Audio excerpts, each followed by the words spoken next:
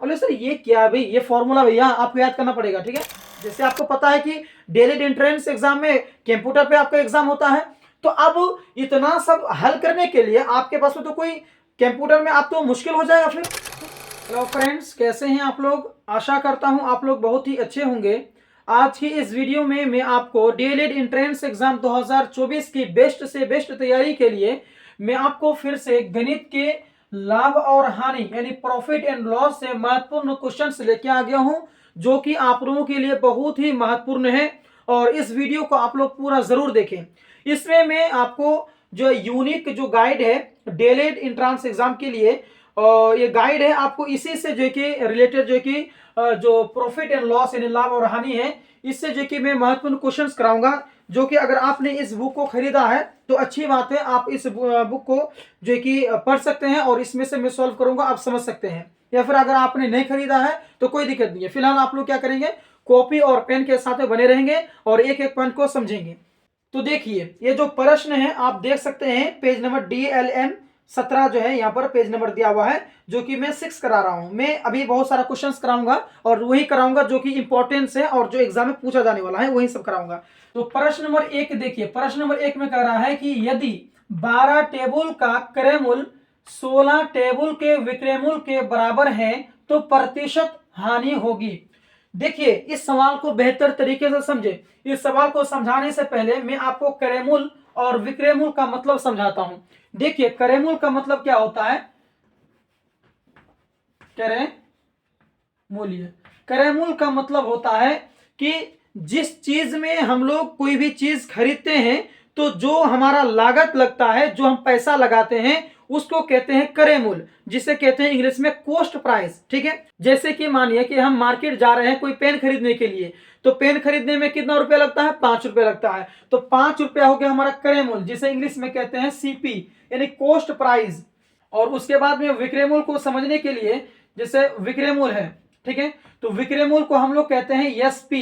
विक्रय मूल्य का मतलब होता है जो चीज हम बेचते हैं उसे कहते हैं विक्रय मूल्य, यानी SP का मतलब S से सेलिंग और P से प्राइस, यानी जो हम बेचते हैं तो उसे कहते हैं SP यानी विक्रय मूल्य। तो यहां समझिए कि यदि 12 टेबल का क्रय मूल्य, यानी अगर हम 12 टेबल को खरीदते हैं तो 16 टेबल के विक्रय मूल्य के बराबर होता है। यानी अगर हम 12 टेबल खरीदते हैं तो हमारा जो रुपया लगता है वह 16 टेबल को अगर हम बेचते हैं तो उसके बराबर का होता है। यानी 12 टेबल आपने खरीदा और 16 टेबल आपने बेचा, तो उन दोनों का जो कीमत है ना वो दोनों बराबर है, ठीक है। तो प्रतिशत हानि होगी, तो क्या कितना जो कि प्रतिशत हानि होगी, आपके सामने ऑप्शन है ए 15% हानि होगी, या फिर 20% हानि होगी, या फिर सी जो है 25% हानि होगी, या फिर 30% की हानि होगी। तो समझिए यहां पर जो दिया हुआ है उसको पहले हम लोग लिख लेते हैं। यहां पर हम लिखेंगे हल, ठीक है। यहां पर लिखा है 12 टेबल का क्रय मूल्य, तो यहां लिखेंगे 12 टेबल का क्रय मूल्य, वो बराबर किसका दिया हुआ है, 16 टेबल के विक्रय मूल्य के बराबर है, तो मैंने दोनों को बराबर रखेगा, तो लिखेंगे 16 टेबल के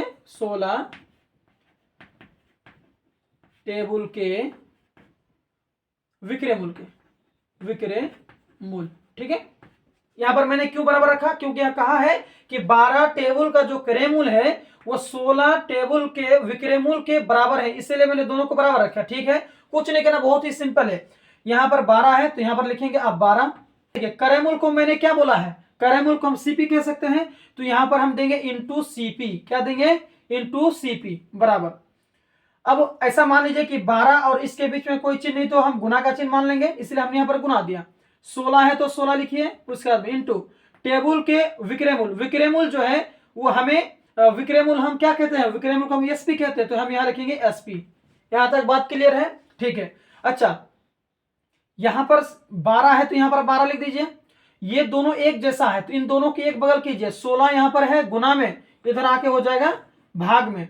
उसके बाद में यहां पर क्या बचा हुआ है, SP, तो यहां लिखेंगे SP, और ये जो है इधर लेके आएंगे बराबर की इधर, तो ये गुना में है, बराबर की इधर आने पे भाग में हो जाएगा, ठीक है। अच्छा अब यहां पर काटिए इसको, 4 तिया 12, 4 चौके 16, यहां पर हमारा कितना आया 3/4 बराबर SP/16, सीपी, ठीक है। इसका मतलब हुआ कि एसपी जो है हमारा, एसपी बराबर है 3 के और हमारा जो सीपी है वो बराबर है 4 के।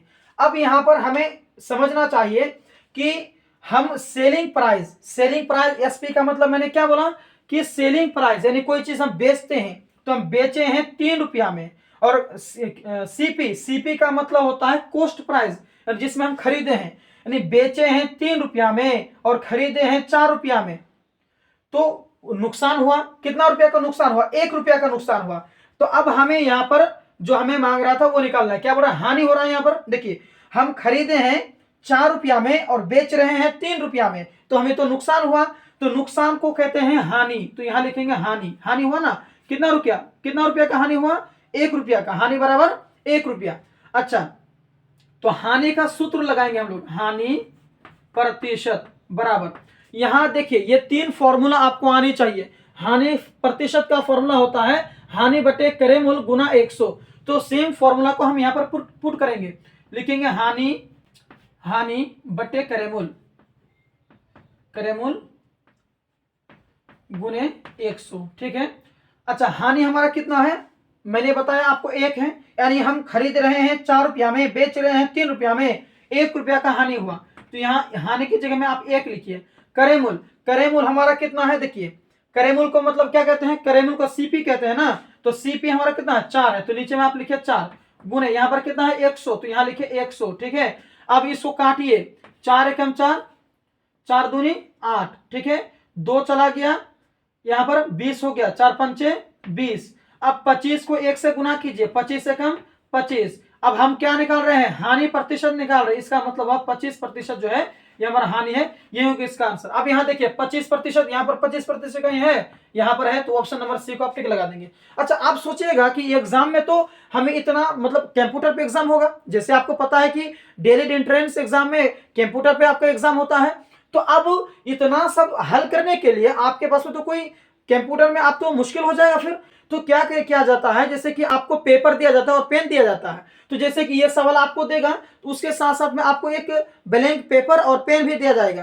तो जैसे कि ये कैसे पता चलेगा कि इसका सही आंसर ये है, तो आप इसको हल करना पड़ेगा आपको। ब्लैंक पेपर आपको दिया जाएगा, उसमें जो कि फटाफट आपको हल कर दीजिएगा, जैसे ये आंसर आया वैसे मिला करके आप टिक लगा दीजिएगा, हो गया आपका, ठीक है। बहुत ही सिंपल है, डरना नहीं है, सिर्फ मेरे साथ आप बने रहिए, मैं आपको हर चीज सिखाऊंगा, बहुत ही मजा आएगा आपको पढ़ने में, ठीक है। चलिए मैं इसको मिटा दूं, ठीक है। अगर आप स्क्रीनशॉट लेना चाहते हो तो अभी ले सकते हैं, मैं मिटा रहा हूं फिलहाल।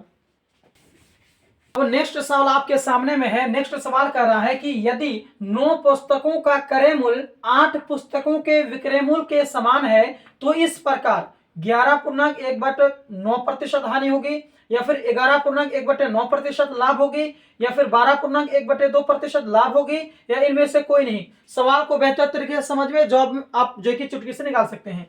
सवाल कर रहा है कि अगर हम 9 किताब को खरीदते हैं, क्रय मूल्य का मतलब होता है खरीदना, अगर हम 9 किताबों को अगर हम खरीदते हैं तो वो 8 किताबों को बेचने के समान है। यानी 9 किताब को जैसे मैंने खरीदा तो 9 किताब को खरीदने का जो कीमत है ना वो 8 किताब को बेचने की कीमत के बराबर का है, ठीक है। तो इस प्रकार से क्या होगी, लाभ होगी, हानि होगी, या फिर क्या होगी, निकालना है, ठीक है।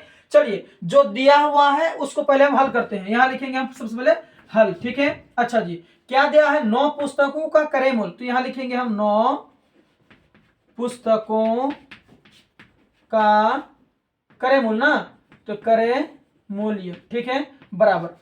किसके बराबर दिया हुआ, बोला ना कि समान है, किसके समान है, 8 पुस्तकों के विक्रय मूल्य के, तो लिखेंगे 8 पुस्तकों के विक्रय मूल्य के, ये समान है। पिछला वाला जैसे क्वेश्चन किए हैं सेम उसी प्रकार से है, ठीक है।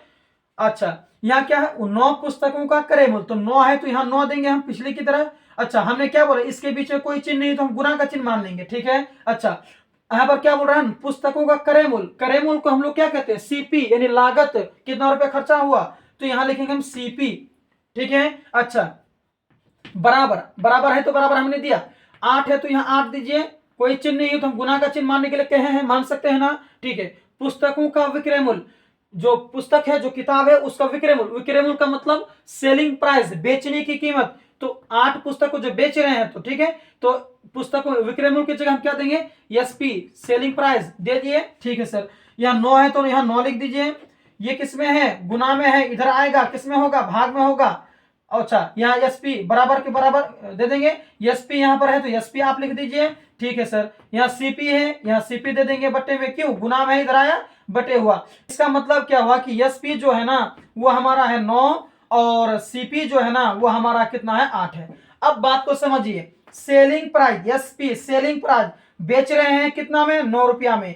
सीपी कॉस्ट प्राइस खरीदा कितना में है, 8 रुपया में। बेचा 9 रुपया में, खरीदा है 8 रुपया में। इसका मतलब हुआ कि हमें फायदा हो रहा है कितना रुपया का, 1 रुपया का फायदा हो रहा है, यानी लाभ हो जाएगा, लाभ बराबर हमारा हो गया 1 रुपया। बात समझ में आ गया।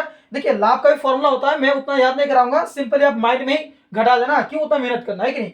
तो लाभ बराबर हो गया 1 रुपया। ठीक है, अच्छा अब हमें क्या चाहिए, बोल रहा है कि भाई समान है तो इस प्रकार, मतलब क्या होगा, हानि लाभ क्या होगा, कौन सा ऑप्शन सही होगा। तो इसका मतलब हमें लाभ हो रहा है, इसका मतलब है कि लाभ वाला फॉर्मूला लगानी है। लाभ वाला फॉर्मूला यहां पर मैंने बताया है, तो अच्छा यहां लिखेंगे हम लोग लाभ प्रतिशत, क्योंकि भाई प्रतिशत में मांगा ना, याद देखिए सभी प्रतिशत में ही है, तो लाभ प्रतिशत। लाभ का फॉर्मूला क्या होता है, लाभ बटे, बोलिए भैया बोलिए ना, करे मूल जी, आगे बोलिए, याद नहीं क्या अभी तक, अच्छा बड़ा गुना 100। ठीक है, ठीक, चलिए जी अब सिर्फ क्या करेंगे, मान हम पुट करेंगे, वो ऑटोमेटिकली आंसर आ जाएगा। ठीक है, चलिए जी, यहाँ लाभ, लाभ कितना भैया, लाभ हमारा 1, तो यहाँ क्या लिखेंगे हम, 1 लिखेंगे। ठीक है, करेमूल, करेमूल का मतलब हमने क्या बताया, करेमूल को हम लोग कहते हैं सीपी कॉस्ट प्राइस, कितना रुपया लागत लगा, तो सीपी 8 है, तो यहाँ लिखेंगे नीचे में हम 8। ठीक है, अच्छा गुने है तो गुने दो, 8 100 है तो 102। बोले सर ये क्या भाई, ये फॉर्मूला भैया आपको याद करना पड़ेगा। ठीक है, चलिए मैं अब इसको काट दूं, क्या काट देते हैं, 4 दूनी 8, 50 दूनी 100, 2 दूना 4, 25 दूना 50। अच्छा अब 25 को 1 से गुना कीजिए, 25 से कम 25, या नीचे में कितना है, 2 है। बोलिए सर अब तो हो ही गया है, अब क्या होगा, यहाँ पर तो कुछ और ऐसा तो कोई आंसर ही नहीं मिल रहा है, तो निकल ही गया ना। देखिए चेक करता हूं मैं, 25 है ना, 25 अंदर में लिखिए, इसका भाग का मतलब होता है 2 से हम भाग देंगे। ठीक है, 2 एकम 2 कट गया, 5 उतरा, 2 दूना 4, अब 5 में 4 घटा 1 बचा, 1 शेष हो गया ना। अब इसको लिखने का नियम क्या है कि जो 12 इधर वाला जो हमारा जो भागफल जो होता है ना वो हम लिखते हैं यहां पर। ठीक है, ठीक है, ये जो नीचे में जो था ना वो यहां पर आ जाता है, नीचे में जो है वही यहां पर रहेगा। ठीक है, और जो शेष बच जाता है हमारा ना, वो शेष बच जाता है तो वो ऊपर चले जाता है, तो 12 पूर्णा 1/2, ऐसे आप गुना कीजिएगा, 12 दूना 24, 12 दूना 24 और इसको जोड़िए 25, 12 दूना 24 और 1 25, 25/2 हो ही गया ना। अच्छा अब यहाँ पर क्या लगाना है, लाभ प्रतिशत वाला था ना, तो यहाँ पर हम लोग प्रतिशत लगा देंगे, यही होगा इसका आंसर। अब यहाँ देखिए कि 12 पूर्णांक 1/2 यहाँ पर है कहीं का, यहाँ देखिए यहाँ पर है सी नंबर में 12 पूर्णांक 1/2 प्रतिशत लाभ, तो ये ऑप्शन आपको ऑप्शन नंबर सी में टिक लगा देंगे, यही होगा इसका आंसर। ठीक है, अच्छा जी आपको समझ में आया कि नहीं आया, मेरे ख्याल से तो आ गया होगा। चलिए अब नेक्स्ट सवाल पढ़ते हैं फिर। अब अगला जो है कि हमारा प्रश्न है आपके सामने में कि प्रश्न नंबर 3, इसमें कह रहा है कि 45 कलमों को बेचने पर 5 कलमों के विक्रय मूल्य के बराबर हानि होती है, उसका प्रतिशत क्या है, 10%, 22.1/2%, या फिर 16.2/3%, या फिर डी इनमें से कोई नहीं।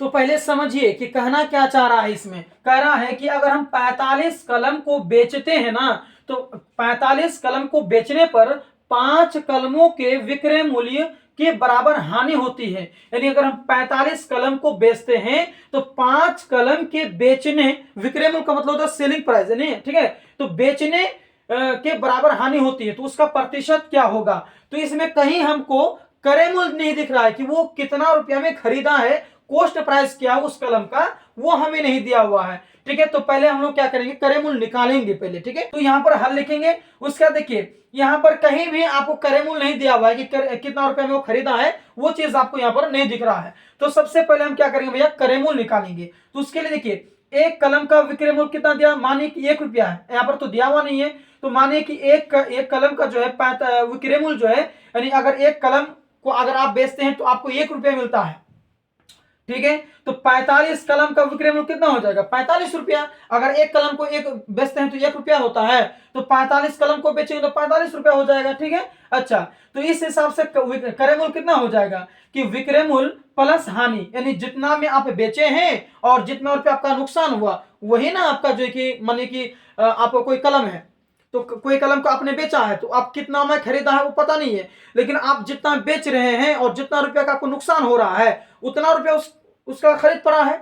समझ रहे हैं? मानिए कि जैसे 45 रुपया है, जैसे टोटल कलम कितना था? 45 था। ठीक है। अच्छा, और उसको 5 कलम के विक्रय मूल्य के बराबर हानि होती है, 5 कलम को अगर बेचता है तो 5 रुपया में 5 कलम में जितना रुपया नुकसान होता है उतना ही रुपया जो कि इसमें भी नुकसान हुआ है, तो 5 कलम का दाम कितना हो जाएगा? 5 रुपया। क्यों? क्योंकि एक कलम का दाम मैंने 1 रुपया माना है, तो 5 कलम का दाम कितना हो गया? 5। ठीक है। तो हानि हो गया 5, तो 45 और 5 कितना हो गया? 50। यानी उस जो कलम था उसको मतलब कि टोटल जो था उसका क्रय मूल्य कितना हो गया आपका? 50 हो गया। ठीक है। अच्छा, अब हमारे पास में ये हानि हो रहा है ना, तो हानि वाला फॉर्मूला यहाँ पर यूज होगा। तो हानि वाला फॉर्मूला क्या होता है? चलिए बताइए। तो हानि का फॉर्मूला होता है, देखिए, हानि प्रतिशत बराबर होता है हानि बटे क्रय मूल्य। ठीक है। क्रय मूल्य गुना 100, यही ना होता है। चलिए, अच्छा, हानि हमारे पास में कितना दिया हुआ देखिए, तो यहां पर हानि है आपका 5। ठीक है, तो यहां पर लिखेंगे 5। ठीक है। अच्छा, क्रय मूल्य आपका कितना दिया हुआ है? क्रय मूल्य, चलिए देखिए बताइए। तो क्रय मूल्य हमने अभी निकाला है 50, तो यहां लिखेंगे हम 50। ठीक है। गुना 100 है तो 100 बढ़ा दीजिए आप, 0 से 0 कैंसिल आउट हुआ, 5 एकम 5, 5 दूनी 10, तो हमारे पास में कितना हो गया? 5 गुने 2, 5 गुना कितना होता है? 10, तो यही हो गया 10, और ये प्रतिशत में है तो यहाँ प्रतिशत लगा देंगे, यही हो गया इसका आंसर। अब यहाँ पर देखिए कि पर 10% कहीं दिख रहा है, यहाँ पर दिख रहा है, तो यही हो गया इसका आंसर। आई होप आपको बहुत ही अच्छी तरीके से समझ में आ गया है।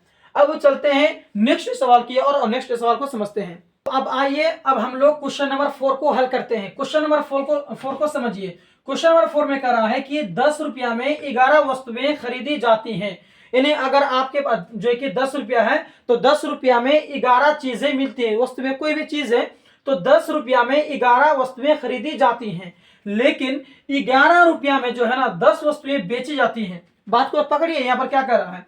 कह रहा है कि 10 रुपया में जो है ना 11 चीजें खरीदती हैं, लेकिन 11 रुपया में जो है ना 10 ही चीज वो बेचती है। ठीक है।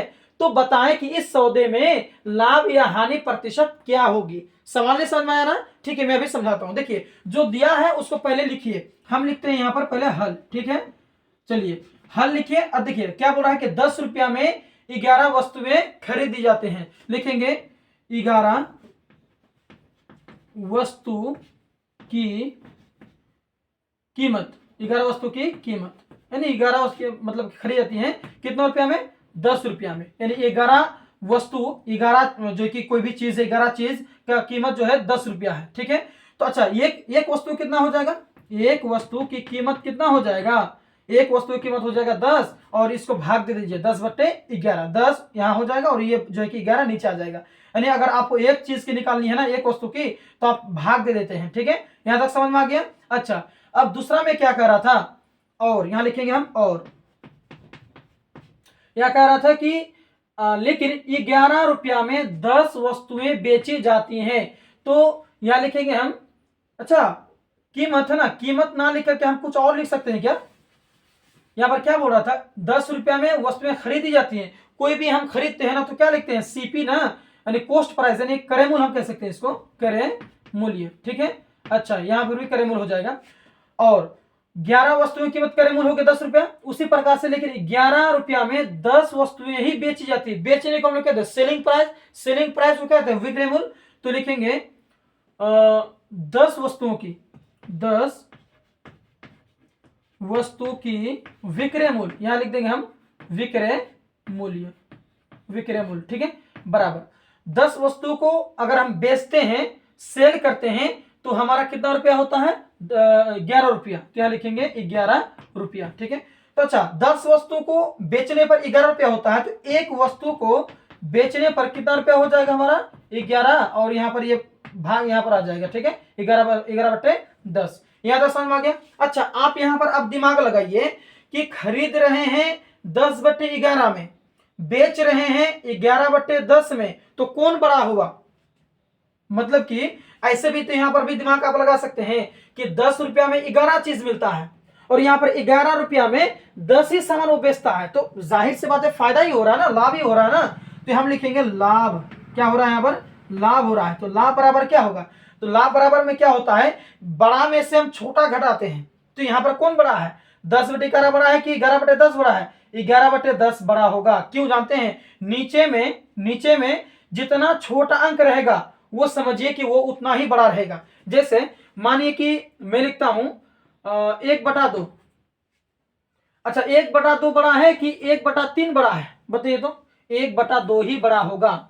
जिसका नीचे में जितना छोटा अंक उतना ही वो बड़ा। जैसे 1 रुपया है, 1 रुपया को अगर आप 2 हिस्सा बांटते हैं, 1 रुपया को 2 हिस्सा बांटते हैं, तो आप जैसे कि यहाँ पर आप क्या हो जाएगा, 2 हिस्सा बांटना है ना, तो यहाँ पर 0 पॉइंट और यहाँ पर हो जाएगा 0, 2 पंचा 10, ऐसे ही नहीं होता है। तो यहाँ पर कितना हो गया? 0.5। 0.5 को आप क्या लिख सकते हैं? 1/2 भी लिख सकते हैं कि नहीं? तो अब 1/2 बड़ा है कि 1/3 बड़ा है? तो 1/2 बड़ा होगा। क्यों? इसका मतलब है कि 3 नीचे है ना, इसका मतलब है 1 का 3 हिस्सा, और यहाँ पर 2 है ना, इसका मतलब है कि 1 का 2 हिस्सा। तो अब इसका मतलब यह हो गया कि जिसका नीचे में जितना छोटा रहेगा वो संख्या उतना ही बड़ा रहेगा। तो यहाँ देखिए, यहाँ पर 11 नीचे में है, यहाँ पर है 10, तो 10 जो है ना, ये संख्या सबसे बड़ा हो जाएगा। ठीक है, तो हम 11 में से ला बराबर 11 में से 10 इतना घटाएंगे, यानी 11/10 माइनस हम कर देंगे 10/11। ठीक है, अच्छा घटाते हैं। तो अब यहाँ पर चाहे यहाँ पर प्लस रहे या फिर माइनस में रहे, अगर इस तरीके से कोई रहता है तो हम उसका एलसीएम निकालते हैं। तो 10 और 11 की एलसीएम निकालेंगे तो आपका आ जाएगा 110। ठीक है, 10 को 110 से भाग देना है, कितना बार में कटेगा? 11 बार में, है ना। 11 बार में कटेगा, तो 11 को 11 से गुना करना है। तो अगर हम 11 को 11 से गुना करेंगे कितना जगह? 1 एकम 1, या तो हम यहाँ लिखेंगे 121। ठीक है, माइनस है तो यहाँ पर माइनस लगाएंगे आप। 11 को 110 से भाग देंगे तो कितना बार में कटेगा? 11 दही 110, 10 बार में, तो 10 को 10 से गुना करना पड़ेगा। तो 10 को 10 से गुना करेंगे कितना आ जाएगा? 100 आ जाएगा। ठीक है दोस्तों, मेरे ख्याल से मैं आपको बेहतर तरीके से समझा रहा हूं। अगर आपको कहीं दिक्कत होगा तो आप मुझे कमेंट करेंगे, मैं स्लो पढ़ाऊंगा और आपको A to Z जानकारी दूंगा। अगर आपको कहीं पर परेशानी हो रही है समझने में तो आप हमको जरूर बताएंगे, है कि नहीं? कमेंट करेंगे। तो अब यहाँ पर देखिए, 121 में से 100 घटा, कितना बचा? 21 बचा, और 110 नीचे में है तो 110 हो जाएगा। कहने का मतलब है कि उसका जो लाभ होगा ना वो 21/110 लाभ होगा। इसको आप काट सकते हैं, मैं अभी नहीं काटूंगा, मैं नेक्स्ट में काट दूंगा। ठीक है, चलिए अब अगला देखते हैं। यहाँ पर क्या बोल रहा है? अब बोल रहा है कि इसमें सौदे में लाभ या हानि प्रतिशत क्या क्या होगी? तो हमें तो लाभ होगी, लेकिन उस किस में मांग रहा है? प्रतिशत में मांग रहा है, तो हम लाभ प्रतिशत निकालेंगे। तो यहाँ लिखेंगे हम लोग लाभ प्रतिशत। तो लाभ प्रतिशत का मैंने फॉर्मूला यहाँ पर लिखा हुआ है कि लाभ प्रतिशत का फॉर्मूला क्या होता है, चलिए बताइए। हाँ जी, सही बोला आपने, लाभ बटे करेमूल, जी बोलिए, गुने 100। ठीक है, अच्छा अब क्या करेंगे? हम सिर्फ वैल्यू इसका पुट करेंगे, सॉल्व करेंगे, आंसर आ जाएगा। ठीक है, चलिए लाभ कितना हमारा, देखिए लाभ हमारा आया कितना? 21/110। तो यहाँ लिखेंगे हम 21/110। ठीक है, अच्छा करेमूल हमारा कितना है? यहाँ पर बटे है ना, यहाँ बटे आप दे दीजिएगा। करेमूल कितना है? देखिए करेमूल हमारा आगे यहाँ पर देखिए, इसको नहीं लिखेंगे हम, इसको लिखेंगे, एक वस्तु का लिखेंगे। ठीक है, तो 10/11 कितना आया था यहाँ पर? 10/11। अच्छा यहाँ पर गुना कितना है? 100 है, तो यहाँ पर 100 आप लिख देंगे। ठीक है, समझ में आया? कोई दिक्कत है? नहीं दिक्कत है। चलिए अब अगला क्या करेंगे? यहाँ पर देखिए, अब जब इस प्रकार से रहता है ना तो क्या करते हैं हम लोग? इसको रेसिप्रोकल करते हैं, उधर भेज देते हैं हम उसको। तो यहाँ पर 21/2 है, तो यहाँ पर लिखेंगे 21/110, और यहाँ पर जब ऊपर भेजेंगे तो नीचे वाला संख्या ऊपर चले जाता है और ऊपर वाला संख्या नीचे आता है, तो यहाँ लिखेंगे 11/10। यहाँ तक समझ में आया? ठीक है, अब यहाँ पर गुना 100 है तो गुना 100 आप लिख दीजिए। ठीक है, कोई दिक्कत है? नहीं है। अब यहाँ पर क्या करेंगे हम? इसका 1 और इसका 1 कट गया। ठीक है, अच्छा इसका 1 और इसका 1 कट गया। ठीक है, इसका खेल खत्म, इसका भी खेल खत्म। अब यहाँ देखिए 11 और 11 कट गया, हमारे पास में क्या बच गया? यहाँ पर 21 बच गया, तो यहाँ लिखेंगे हम 21, और यहाँ पर प्रतिशत था, यहाँ पर प्रतिशत आप लगा दीजिए। अब यहाँ देखिए कि यहाँ पर 21% कहीं पर नजर आ रहा है आपको? देखिए यहाँ पर है ना, ये हो गया, यानी हमें जो है कि ऑप्शन नंबर डी को टिक लगानी है। इसका जो सही ऑप्शन है ऑप्शन नंबर डी, यानी 21% का जो है उसे क्या होगा? लाभ होगा। समझ में आया? आपको समझ में आ रहा है ना दोस्तों? अगर नहीं आ रहा है तो कमेंट कर देंगे, अगली बार से जो है कि मैं आपको स्लो पढ़ाऊंगा और इससे बेहतर तरीके से आपको समझाऊंगा, ठीक है। चलिए अब आइए नेक्स्ट सवाल को हल करते हैं। नेक्स्ट सवाल कर रहा है क्वेश्चन नंबर 5 में, एक दुकानदार को एक घड़ी को 200 रुपया में बेचने पर उतना ही हानि होती है, उतना ही नुकसान होती है जितना कि 250 रुपया में बेचने पर लाभ होता है। तो घड़ी का क्रय मूल्य क्या है? आखिर घड़ी को कितना रुपए में खरीदा है?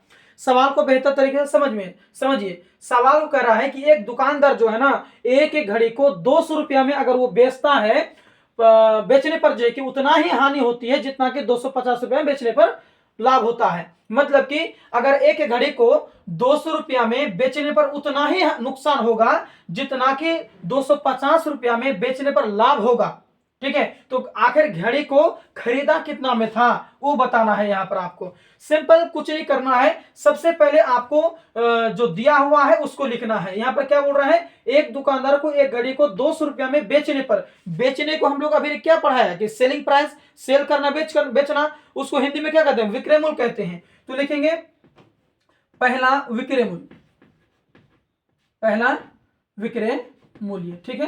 पहला विक्रय मूल्य हमारा कितना है? 200 रुपया है। अच्छा, दूसरा विक्रय मूल्य, दोनों विक्रय मूल्य ना, दूसरा जो कि उतना ही हानि होता है जितना कि 250 रुपया में बेचने पर लाभ होता है। तो बेचने पर 250 रुपया में बेचने पर, तो ये जो 250 है ना, ये भी आपका विक्रय मूल्य हो गया।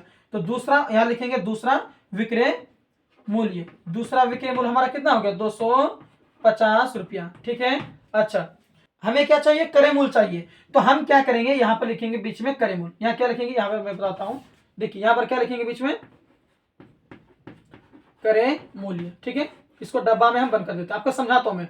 इधर हो गया तुम्हारा आपका विक्रय मूल्य, पहला विक्रय मूल्य। यहां हो गया आपका दूसरा विक्रय मूल्य। मैं आपको बेहतर तरीके से समझाता हूं, ये हिसाब बहुत ही आसान है, इस तरीके से क्वेश्चन जरूर पूछे जाते हैं और मैं इसको बेहतर एकदम बिल्कुल जो कि आसान तरीके से समझाता हूं।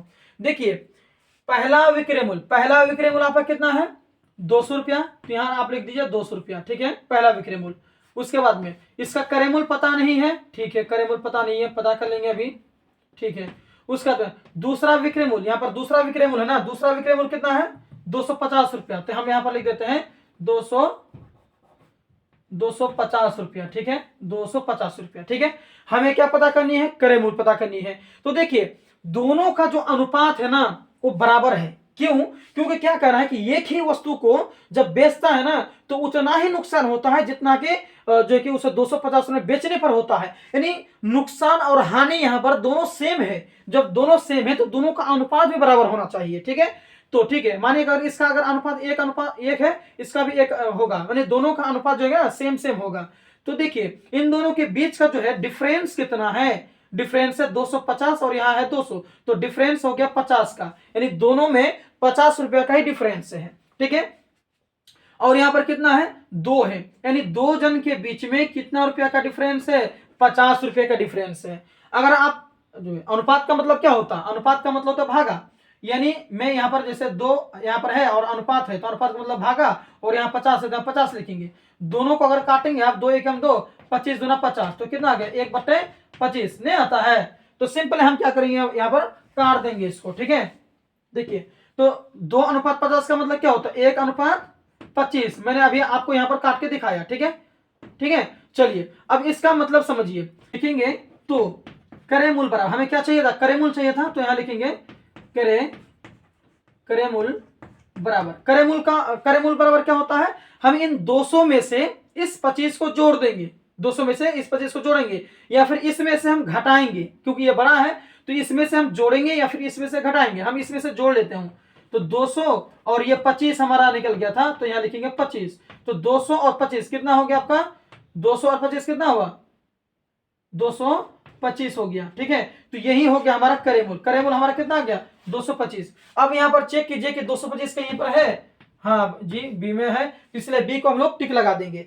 तो ये जो है ना, ये नियम बहुत ही आसान है, इसको आप अगर एक मरतबा में समझ में नहीं आया आपको तो दोबारा इस वीडियो को देखेंगे, मतलब प्ले करके पीछे कर बैक करके फिर से इसको देखेंगे और इसको बेहतर तरीके से समझेंगे। ये निकालने का बिल्कुल आसान तरीका है। इस हिसाब को निकालने के बहुत सारे नियम है, बहुत सारे तरीके हैं, लेकिन मुझे ये नियम सबसे बेस्ट लगे इसलिए मैंने बताया।